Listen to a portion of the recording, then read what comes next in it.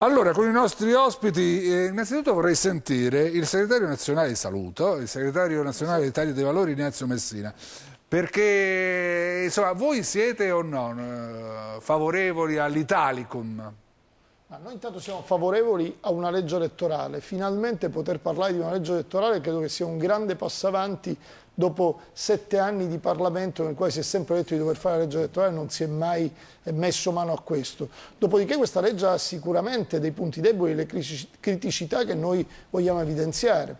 Innanzitutto un premio di maggioranza che riteniamo troppo alto rispetto a una soglia bassa. Il 35 portato al 53 col premio di maggioranza significa che dai un incremento dell'80%, è troppo elevato. Riteniamo che quindi bisogna partire almeno da una coalizione del 40%. La seconda questione è le preferenze. Noi crediamo riduttivo il fatto di dire noi facciamo le liste bloccate, un po' alla Porcellum maniera di fatto. Noi dell'Italia dei Valori abbiamo raccolto 1.200.000 firme per dire no al sistema delle liste bloccate, per poi dire ma noi facciamo le primarie. E vabbè, se io le primarie non le faccio, di fatto vado con le liste bloccate e quindi è l'altra criticità. A questo punto noi inseriamo un altro elemento da questo punto di vista.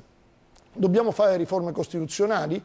Inseriamo una modifica dell'articolo 67 della Costituzione, vincolo di mandato, perché se dobbiamo andare avanti con le liste bloccate dobbiamo impedire i soliti saltafossi. Va bene, non ci dica tutto in 100 adesso. sono andati via, hanno fatto cambiare le maggioranze, allora a questo punto cambiamo questa legge, ma cambiamo anche la possibilità dei parlamentari di non cambiare casacca in corso d'opera. Allora,